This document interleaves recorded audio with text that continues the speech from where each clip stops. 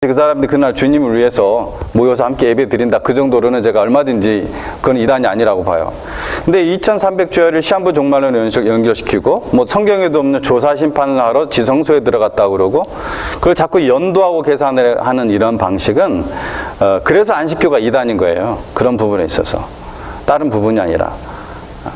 그들이 뭐 율법적이다. 근데 그들의 믿음이 또 상당히 건전한 부분도 있어요. 예. 정말 행함이 따르는 믿음 생활을 하기 위해서 믿음 생활하는 사람이 있어요. 똑같은 구원의 믿음을 가지고 있는 그 분들도 많이 있고, 근데 그것은 이제 율법과 연결시켜 가지고서 좀 지나치게 하는 부분이 있지만, 그러나 그분들은 또 이제 우리 이제 정통 교단에 대해서 행함이 따르지 않는 말로만 하는 그러한 믿음, 입으로만 나불거리는 믿음, 그게 무슨 믿음이냐, 이런 식으로 이제 공격을 하거든요. 맞는 말이에요, 그것도. 안 그렇습니까? 객관적으로 딱 중간에 입장에서 보면은 맞는 말이에요. 자, 그런데 문제는 이런 종말론과 이제 문제가 있다는 것이죠. 그래서 이 2300주야를 가장 대표적인 해석이 무엇이냐, 대표적인 주석이 무엇이냐, 대부분의 많은 주석가들이 정통 교단에서 해석하는 건 무엇이냐, 이 정도로 그냥 하나 정도 우리가 알아놓고, 중요한 것은 뭐냐면은 여기에서 나오는 이 네 개 뿔 다음에 나오는 그 큰 뿔이 하나 있거든요. 그것이 무엇이냐, 그것을 우리가 보는 것이 중요합니다. 우리가 저번에도 이제 작은 뿔이 무엇이냐 보았던 것처럼, 여기서도 지금 이 8절에서 14절을 환상이 있고 15절부터 그 뒤는 가브리엘 천사가 직접 해석을 해주거든요. 그러니까 이거는 이론이 없죠. 왜냐하면 성경에서 가브리엘 천사가 직접 이 숫양과 숫염소가 무엇인지 해석을 해줬기 때문에 이론이 없어요. 그래서 20절에 숫양이 뭐라고 했습니까? 20절에 메대와 바사왕들이고, 그렇죠? 그 다음에 털이 많은 숫염소는 뭐라고 했습니까? 헬라 왕이에요. 헬라 왕. 그러니까 여기서 이제 헬라를 대표하는 왕, 그 알렉산더 대왕을 가리키는 것이죠. 여기서 이제 두 눈 사이에 있는 큰 뿔은 곧 첫째 왕이요 했던 것은, 물론 알렉산더 대왕이 첫째 왕이기도 했지만은 엄격한 의미에서는 첫째는 아니죠. 그 아버지 필립이 그리스 제국, 헬라 제국이 형성되기 전에 마케도니아 왕국의 첫째 왕이었으니까. 여기서 첫째라는 것은 어쨌든 그런 의미가 아니라 순서의 첫째가 아니라 가장 으뜸된다는 그런 의미입니다. 가장 으뜸 왕이요. 예, 제가 9절에서 10절 읽은 그 부분을 가브리엘 천사가 해석해 준 부분을 지금 얘기하고 있어요. 자, 그래서 여기 현저한, 여러분 9절과 22절과 23절에 이런 말이 있어요. 현저한 네 뿔 중에 한 뿔. 이게 뭐냐면은 현저한 그 네 뿔이 여기서 나오는데, 8절에 보면 숫염소가 숫양을 공격을 한 다음에 나오는 말씀입니다. 숫염소가 스스로 심히 강대하여 가더니 강성할 때에 그 큰 뿔이 꺾이고 그 대신에 현저한 뿔렛이 하늘 사방을 향하여 났더라. 그래서 이 큰 뿔은 아까 누구예요? 알렉산더 대왕이죠. 그죠? 아까 이건 직접 헬라 왕이라고 아예 가브리엘 천사가 얘기를 해줬으니까. 가장 으뜸되는 왕은 당연히 이건 이론이 없어요. 알렉산더 대왕이라는 것에 대해서는. 어느 주석가도 이 부분에 대해서 다른 말 하지 않습니다.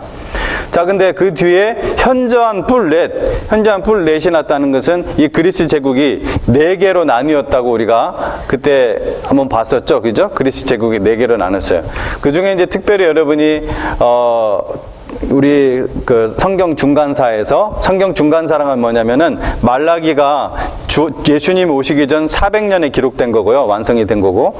그 다음에 신약 성경, 예수님이 오신 그 뒤 400년 뒤에 오셨잖아요. 그러니까 약 400년에 이제 주전 400년이니까 약 400년의 공간이 있는 거예요. 이거를 이제 성경 중간사라고 합니다. 왜냐면은 계속 하나님께서 선포하는 선지자 혹은 기록하는 선지자를 통해서 하나님이 말씀을 하셨거든요. 근데 400년 동안 침묵을 하시는 거예요. 400년 동안 기록 선지자가 안 나타나요. 400년 동안 성경이 기록되지 않습니다.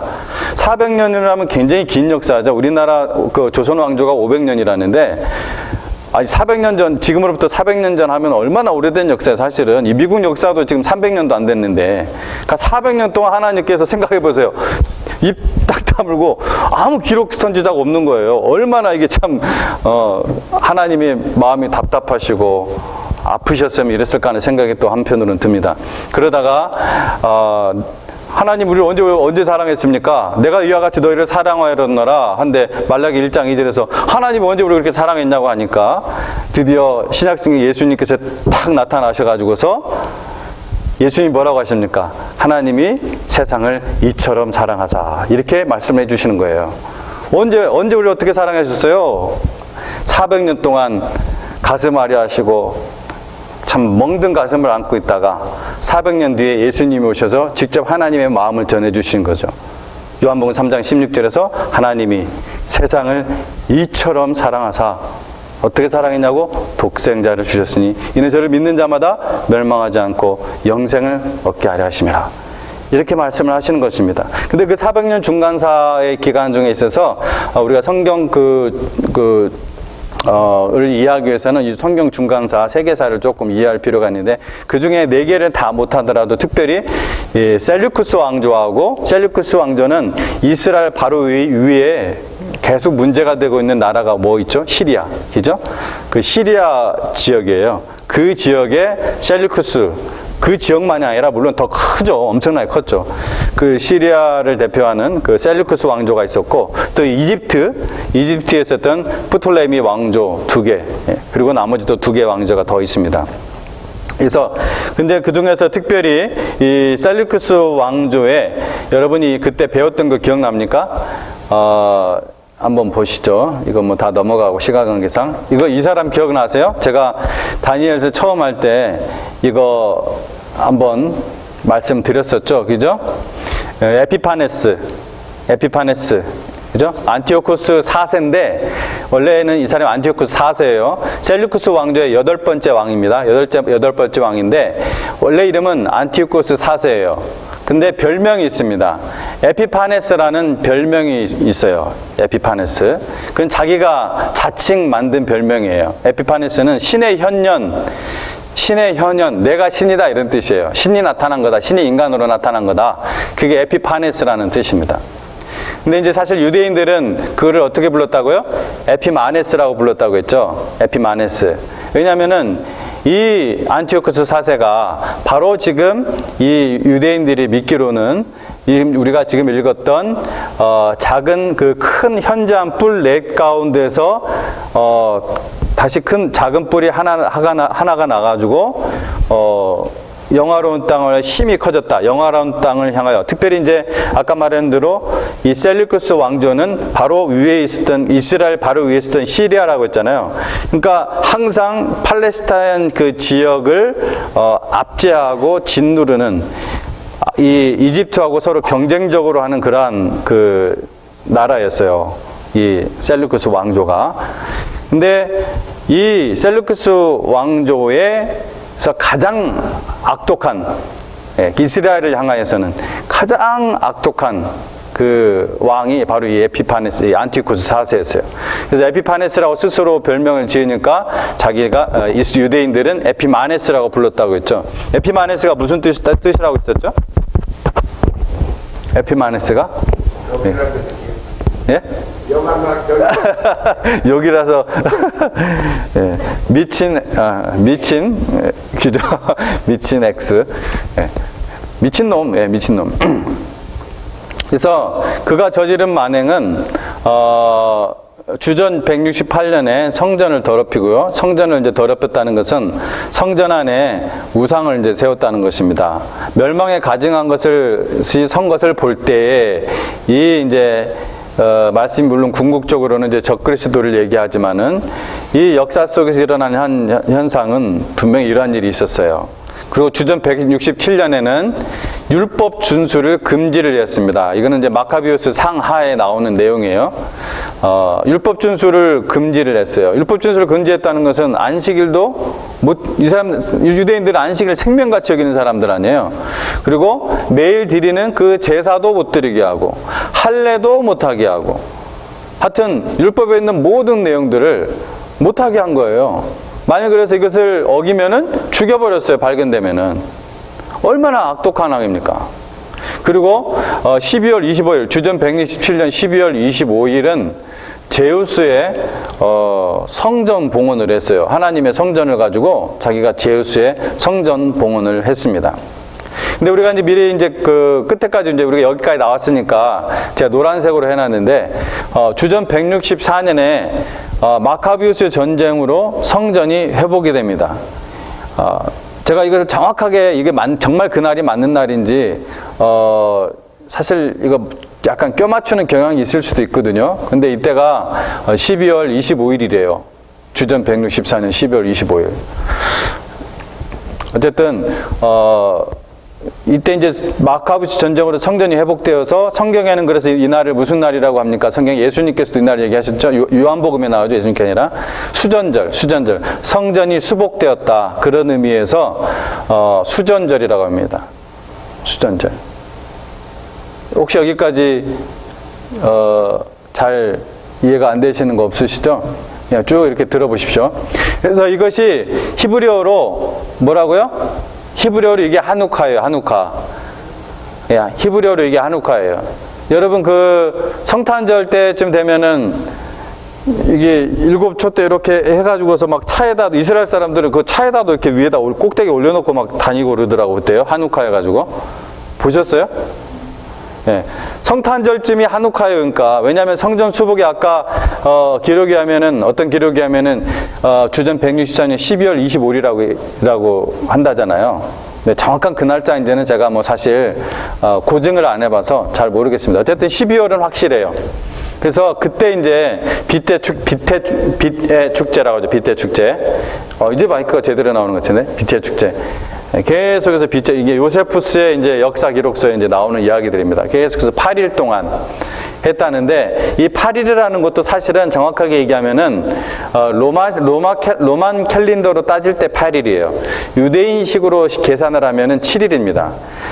왜냐면 우리가 지금 저 때는 이미 이제 벌써 요세푸스가 역사를 기록할 때는 좀 지난 때잖아요. 훨씬 더 지난 때잖아요. 이때보다. 로만 캘린더가 보편화됐을 때거든요. 그러니까, 하여튼 그렇게 알고 있어요. 왜냐면은 우리는 해지는 저녁부터, 예를 들어 올해는 제가 확인해 보니까 올해는 12월 22일부터 12월 30일이 한우카 축제예요. 12월 22일부터 12월 30일이 올해는 한우카 축제인데, 그러면 마치 8일 같잖아요. 8일. 그런데 유대식으로 계산을 제가 해보니까 7일이 나와요. 사실은 7일이에요. 그래서 왜냐면은 이브닝이 된 뒤부터 한우카가 시작되고 이브닝 되면 끝나는 거거든요. 30일 해지기 전에. 그렇게 계산을 해보면은 7일이 나오더라고요. 그래서 항상 그 시간법이 좀 이렇게 복잡하기 때문에 좀 그런 부분이 있습니다. 어쨌든 저렇게 이제 알고 계시기 바랍니다. 그래서 여기에서 이제 9절에서 그중 한 뿔에서 또 작은 뿔 하나가 나서, 그러니까 그중 한 뿔이니까 현재 한 뿔 넷 가운데서 그중 한 뿔에서 또 작은 뿔 하나가 나서 남쪽과 동쪽과 또 영화로운 땅을 향해 힘이 커졌다고 했습니다. 실제 셀류쿠스 왕조가 이 방향으로 확장을 해요. 남쪽과 동쪽, 그리고 이스라엘 땅을 향하여 이 셀류쿠스 왕조가 그렇게 확장이 됩니다. 그래서 이제 뒷부분에서 이 작은 뿔 하나는 헬라 제국에서 갈라진 네 왕국 중 하나로서 바로 아까 말씀드린 셀류쿠스 왕조라고 하고요. 에피파네스라고 이제 얘기를 하는데, 에피파네스가 아니어도 돼요. 근데 뭘 기억하라고요? 궁극적으로 여기서 작은 뿔 하나가 나서 남쪽과 동쪽 그리고 영화로운 땅을 향하여 현저하게 커지는 이 세력이 뭐라고요? 적그리스도. 여기서도 적그리스도입니다. 예. 그게 적그리스도라는 거, 이것만은 확실한 거예요. 이게 제일 중요합니다, 사실은. 예. 그걸 우리가 기억하시고요. 이제 10절에 12절 쭉 나오고 제가 시간 관계에서 앞에 있는 부분들은 조금씩 이제 생략을 하도록 하겠습니다. 그래서 15절에서 27절까지는 수양과 수염소 한 작은 뿔 환상에 대한 가브리엘의 해석입니다. 자, 여기서도 역시 이제 한 작은 뿔이 뭐라고요? 중요한 거 잊지 마시라고요. 많은 이야기를 하고 있지만 재밌게 들으시라고 많은 얘기를 하는 거고 그걸 기억하라고 하는 얘기는 아닙니다. 근데 중요하다고 제가 기억하라고 하는 거는 기억하셔야죠. 한 작은 뿔이 뭐라고요? 그게 적그리스도예요. 그게 적그리스도. 그게 에피파네스인지 아닌지 그것은 그렇게 중요하지 않다고요. 역사 속에서 그런 역할을 정말 한 것 같아요. 저걸 볼 때. 그렇잖아요. 저기 내용들을 읽어보세요. 네. 성소에다가 우상을 세워놓고 멸망에 가증한 거. 그죠? 율법 준수를 군자고. 왜냐면은 여기 11절에 그에게 매일 드리는 제사를 없애버렸다고 했잖아요. 실제로 매일 드리는 제사를 없애버렸어요. 이 에피파네스가 역사 속에서. 그래서 유대인들이 이렇게 믿고 있어요. 아예. 자, 그래서 17절하고 19절 말씀 우리가 좀 보도록 하겠습니다. 그래서 그가 내가 송곳으로 나왔는데 여기서 그는 바로 이제 가브리엘입니다. 그가 나올 때 내가 두려워서 얼굴을 땅에 대고 엎드림에 그가 내게 이르되 인자야 깨달아 알라 이 환상은 정한 때 끝에 관한 것이라. 이 환상이 정한 때 끝에 관한 것이니라 이렇게 나왔죠. 자, 그 다음에 19절 말씀을 또 보세요. 이르되 진노하시는 때가 마친 후에 될 일을 내가 내게 알게 하리니. 언제가 마친 때라고요? 진노하시는 때가 마친 후에 될 일이에요. 그죠? 조금 더 우리가 이제 성경을 읽을 때는 히브리어의 독특한 이제 이 구술 방법인데 앞에서 어떤 얘기를 딱 해놓고 그 뒤에서 조금 더 확장시켜서 얘기를 해요. 심지어는 어떤 한 구절 안에서 그렇게 얘기할 때가 있어요. 시편에서도 이런 부분이 많이 있거든요. 어떤 부분을 반복해서 얘기하는데 조금 더 확장시켜서 같은 내용을. 그러니까 여기서 아까 17절에서 뭐였냐면 그게 정한 때에 정한 때 끝에 관한 것인데 19절에서는 뭐라고 했냐면 그게 진노하시는 때가 마친 후에 될 일이라고 하는 거예요. 그러면서 19절 하반부에서 똑같이 얘기합니다. 이 환상은 정한 때 끝에 관한 것임이라. 정한 때 끝에 관한 것임이라. 그래서 이 공통적 이 정한 때 끝이라는 것은 19절에 진노하시는 때가 마친 후와 연결되는 거예요. 그러므로 이 정한 때란 진노하시는 때가 마치는 때니까 언제예요? 유대인의 바벨론 포로 생활이 그 기간이 마친 뒤에, 그것이 끝난 뒤에 일어날 사건이라는 거예요. 지금 이 8장의 환상은 어느 제국 때 받은 환상입니까? 다니엘이 직접 받은 환상인데 이 수양과 수렴소 환상은 어느 제국 때 받은 환상이에요? 바벨론이죠, 바벨론. 지금 아직도 그 바벨론의 마지막 끝 왕이었던 벨사살 왕 3년 때 받았던 환상인데 그 환상인데 지금 가브리엘 천사가 얘기하는 것은 아직도 포로 생활을 하고 있는 거니까, 그죠? 하고 있는데 진노하시는 뭐라고 했어요? 진노하시는 때가 마친 후, 그러니까 유대인들의 그 70년 포로 생활이 마친 후에 일어날 일이라는 거 이게요. 굉장히 지금 정확하게 지금 이 부분에 와서 얘기를 해주고 있죠. 그래서 이제 9장 넘어가면은 다니엘이 이 얘기를 하는 거예요. 70년 만에 그치리라 하면서 이 얘기가 툭 나오는 거예요, 갑자기. 예. 이 부분과 연결이 되면서. 2절에 그 말씀이 있죠. 2절이었나요? 2절에 그 말씀이 70년 만에 마치리라. 자, 그래서 즉 이 사건은 지금 가브리엘이 다니엘의 본 환상을 설명해 주겠는데 이 일은 지금 이때 일어날 일이 아니라 너희가 하나님이 진노하시는데 70년 그 뒤에 그것이 마치는 때에 일어날 그 뒤에 일어날 일이다 라고 이제 정확하게 얼마나 성경이 지금 정확하게 지금 얘기를 하고 있는지 우리가 보자는 것입니다. 그래서 20절 21절 또 보도록 하겠습니다. 내가 본 바 두 뿔 가진 순양 20절 21절 우리가 이제 봤죠. 예, 이것은 이제 봤으니까 지난주에 제가 잠깐 언급했던 부분 알렉산더 대왕이 이때 이제 그 이스라엘에 왔었는데 이때 알렉산더 대왕이 이게 어떤 일이 있었다고 했죠. 그래서 살짝 얘기하면서 제가 이제 다음 시간에 이 부분을 조금 더 자세하게 여러분에게 말씀드리겠습니다. 이렇게 하고 이제 지나갔는데 약속을 또 안 했으면 모르는데 또 제가 기억을 안 나면 모르는데 기억을 했으니까 그 얘기를 또 하도록 하겠습니다. 이런 것들은 전부 다 지금 이제 요세푸스 역사가 유명한 그 유대 역사가 요세푸스 기록에 의한 거예요. 성경에 나오는 기록은 아닙니다. 그래서 뭐 물론 역사가 요세푸스는 인정받는 역사가이기 때문에 뭐 페이크나 뭐 가설 정도는 아니겠지만은 뭐 성경 같은 내용은 아니에요. 그래서 이 역사가 요세푸스의 기록에 의하면은 이 알렉산더 대왕이 그 두로하고 이제 팔레스타인 그 다 그 지역이잖아요. 그 두로가 이제 시리아 쪽에 가깝고 이 두로와 팔레스타인을 정복할 때 유대인들과 또 유대인들의 그 종교를 보호해주고 무려 7년 동안이나 세금 혜택을 주었다고 우리가 지난주에 이제 말씀을 드렸는데 그 이유는 그가 이 팔레스타인 땅으로 이제 드디어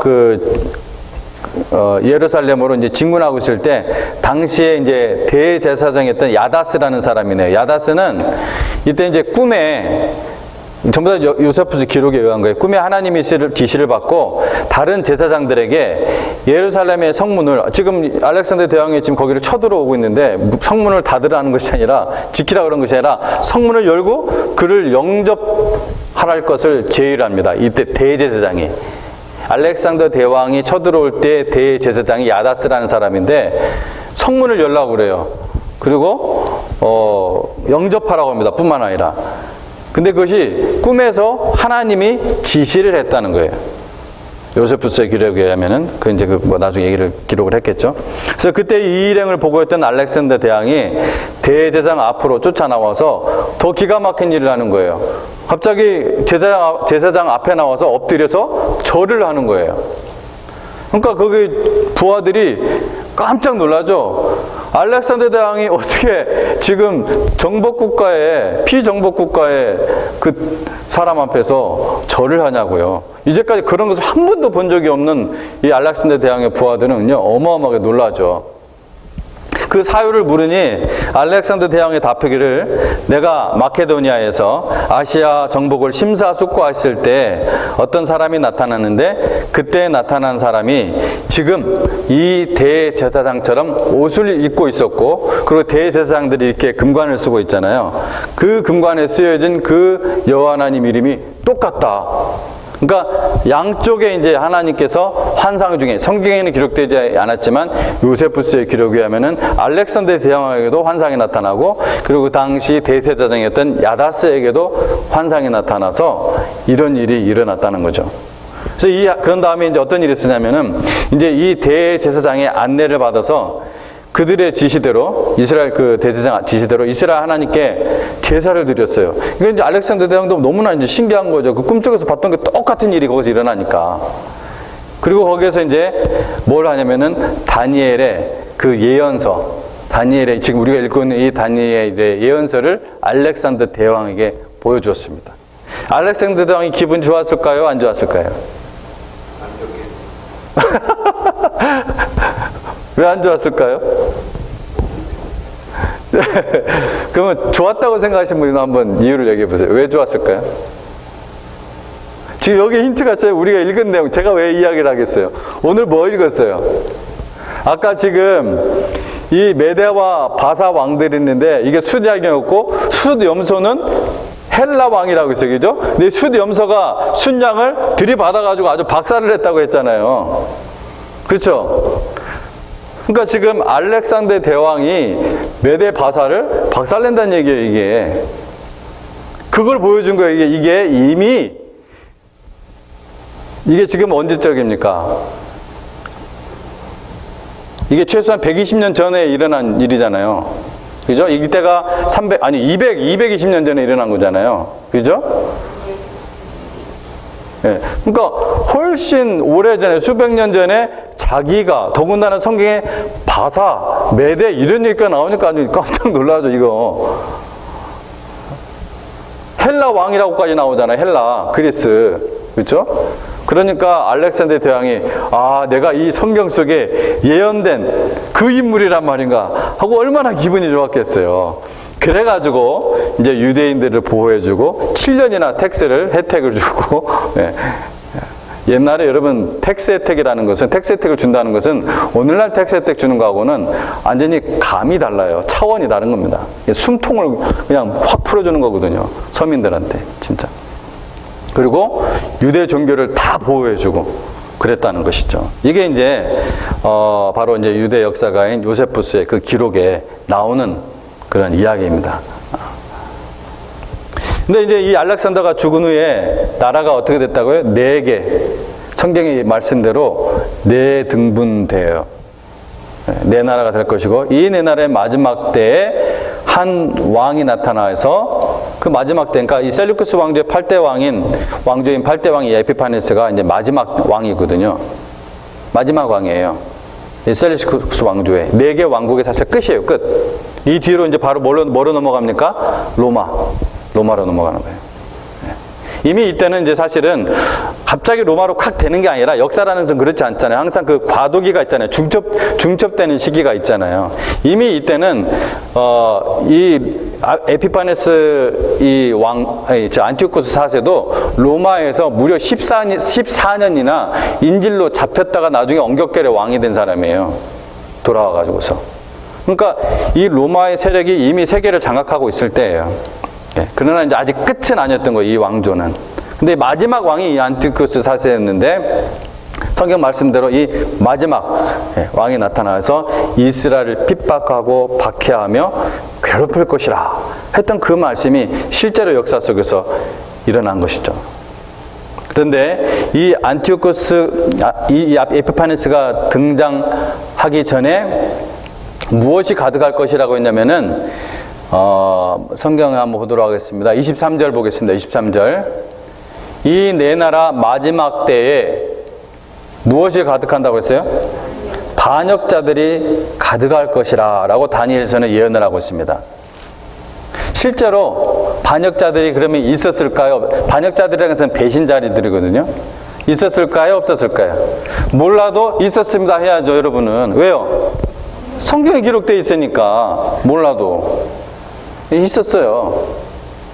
아주 그냥 이스라엘에서 반역자들이라는 것은 곧 믿음을 저버린 자, 하나님의 백성으로서 믿음을 저버린 자들이라는 얘기 있거든요. 그러니까 이 에피파네스 일을 도와서 앞장서서 이 이스라엘을 헬라화시키는 제사장들, 대제사장들이 막 나타난 거예요.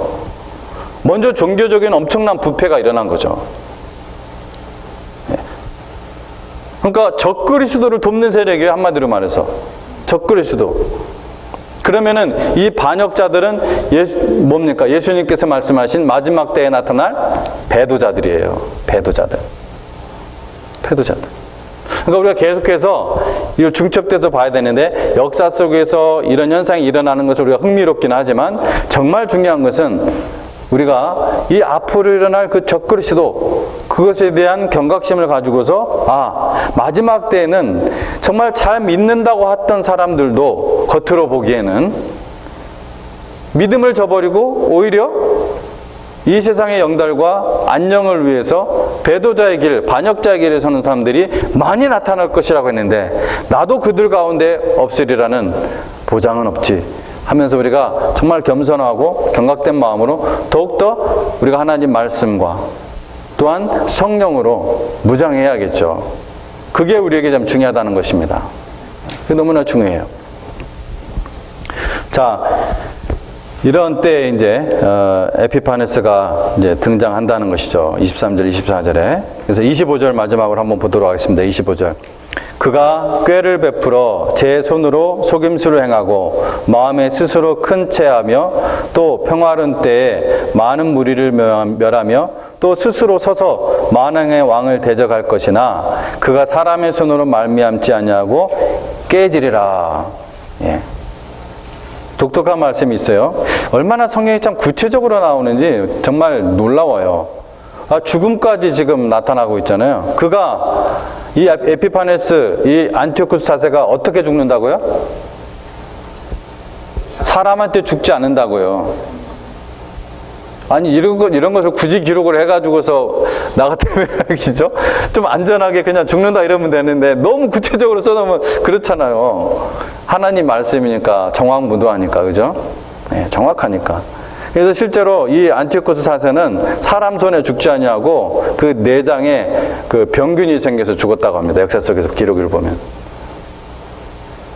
마치 그 헤롯 왕이 그 충을 먹어서 죽었던 것처럼 이 에피파네스 왕도 내장이 썩는 병, 그것으로 죽게 되었다고 그래요.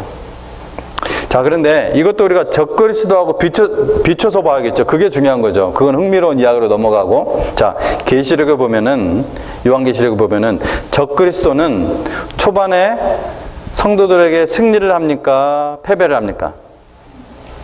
승리를 하죠. 적그리스도는 초반에 성도들에게 승리를 거둬요. 목을 댕강댕강 자르고 죽이고 승리를 거둡니다. 그래서 마치 이기는 것처럼 보여요. 하지만 결국에는 어떻게 죽습니까? 결국은 어떻게 죽을까요? 하나님 손에 죽어요? 하나님에 의해 죽습니다. 그렇죠? 자, 왜냐면은, 자, 보세요. 그가 사람의 손으로 말미암지 아니하고 깨지리라고 했잖아요. 즉, 우리 성도들이 같이 싸워가지고 혈과 육으로 싸워서 이기는 그런 싸움이 아니에요, 이거는. 우리가 어떻게 나가지고 막 싸워서 이기는 싸움이 아니에요. 근데 하나님의 손이라고 하셨는데, 정확하게 표현한다면 하나님의 입입니다. 입. 우리 이 구절만 보고 마치도록 하겠습니다. 이 요한계시록에도 나오지만은 데살로니가후서 2장 말씀 펴보시기 바랍니다. 데살로니가후서 이거 보고 마치도록 하겠습니다. 데살로니가후서가 몇 페이지입니까? 제 성경으로는 334페이지 같습니다. 335페이지를 보면 되겠네요. 데살로니가후서 2장 7절 8절 말씀 보고 마치도록 하겠습니다.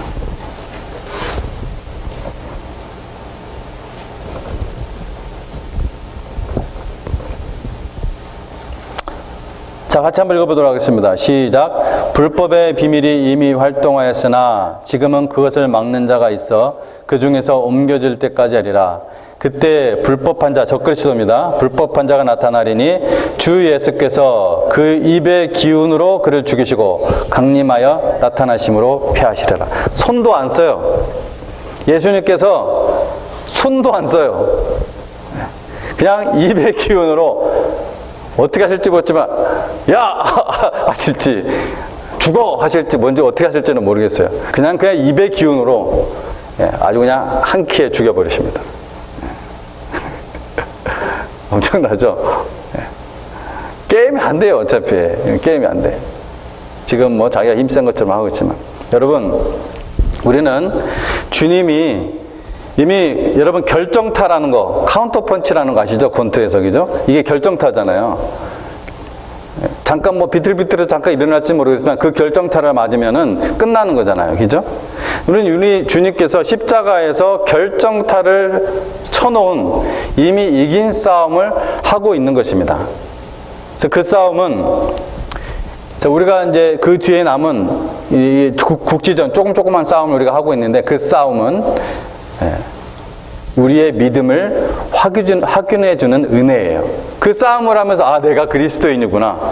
거기에 굴복하지 않고 내가 영적 싸움, 순결의 싸움, 거룩의 싸움, 믿음의 싸움, 이러한 모습을 보면서 여러분 시간의 싸움 얼마나 많이 있어요. 물질의 싸움 계속해서 여러분 영적으로 공격하잖아요. 그렇죠? 여러분의 삶 속에서 사탄이.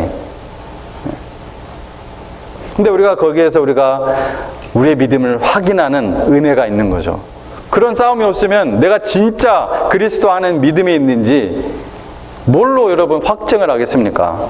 하나님은 다 알고 계시지만 우리 안에 그것이 확증이 될 때 아, 그래도 내가 하나님의 자녀구나 하고 이제 은혜가 되잖아요. 그죠? 그게 은혜인 거예요. 또 우리도 주님의 싸움에 통참했다는 이거 영광을 얻게 되는 거잖아요. 나도 주님의 싸움에 동참했어. 나도 여기 봐봐. 이게 상처 있어. 나도 여기 영광의 상처가 있다. 이렇게, 영광의 상자 하나 없이 깨끗한 몸으로 주님 나라에서 서로 보면은 부끄럽지 않을까요? 예수님께서는 우리에게 봐라 하면서 손에 못 자국도 보여주시고 옆에 옆구리에 창에 찔린 자국도 보여주셨는데 우리는 그냥 아주 매끈한 몸으로 예수님 앞에 서면은 전쟁 한 번도 안 한 그런 몸으로 만나면은 오히려 그것이 부끄럽지 않을까요? 근데 우리는 사실 여기에 살면서 그렇게 살아가길 원하죠, 은근히. 그죠? 그때마다 우리는 이걸 기억해야 됩니다. 아, 지금 내가 지금 예수님의 싸움을 하고 있는 거다. 여러분 이런 거 한번 해보셨습니까? 제가 이제 어렸을 때 애들하고 큰아들, 작은아들 있잖아요. 이제 2살 차이인데, 얘네들이 이제 조금 크면 제가 이제 애들하고 막 좀 우악스러운 장난을 많이 했어요. 아들들이라. 그래서 막 권투하는 싸움도 막 하고 그랬거든요. 근데 이제 그냥 놔두면은 형하고 이제 동생하고 하면은 형이 당연히 이기죠. 그 기에 눌려서 일단 안 되더라고요, 동생이. 그런데 제가 뒤에서 그 동생 강혁이 이제 손을 딱 잡고서 이제 권투를 하자고 그래요. 이제 여기 앞에 있으면 제가 손을 딱 잡고서 권투를 하자고 그래요. 강혁이 이제 첫째 안 싸운다 막 그러면 너 빨리 안 해? 그러면 이제 싸우는 거예요. 그러면은 어떻게 합니까? 얘는 힘을 쪽 빼고 나한테 쪽 빼면은 내가 이제 뒤에서 막 하는 거예요. 막 이렇게 해가지고서 얘 손을 잡고서 그 강은이 얼굴을 막 친다든지 배를 친다든지 막 어깨를 친다든지 막 하는 거예요. 실제로는 누가 싸우는 거예요? 내가 싸우는 거잖아요. 그죠? 내가 싸우는 거예요. 근데 얘가 강영이가 내 반대로 싸우려 하면서 내 팔을 뿌리치고 그냥 싸우면 어떻게 됩니까? 박살 나겠죠. 근데 힘을 빼고 이렇게 아빠가 딱 잡아주는 그 손을 잡고 이렇게 싸우면은 결국 이기잖아요. 그러니까 우리는 온전히 맡겨야 됩니다. 온전히 맡기고 싸우고 나면은 자기가 이긴 것처럼 기뻐하죠 또. 그러고 나서도. 그러니까 우리가 이런 영적 싸움이 있을 때, 그런 영적 싸움이 있을 때 주님께 맡길 필요가 있습니다. 오늘도 여러분 아마 분명히 크고 작은 그런 영적 싸움들이 분명히 있었을 거예요. 여러분 어떻게 하셨습니까? 앞으로 혹시 여러분에게 그런 것이 올 때는 순간순간 그것이 작은 일이든 뭐 이런 것 같고 아니요, 그 작은 것도 주님께 맡길 줄 알아야 됩니다. 큰 것도 맡길 줄 알아요. 여러분 그래서 주님 앞에 가서 그 영광의 싸움에 같이 동참했다는 그 기쁨, 또 이 땅에서도 맛보는 그런 삶 되시기를 주의 이름으로 축원드립니다. 기도하겠습니다.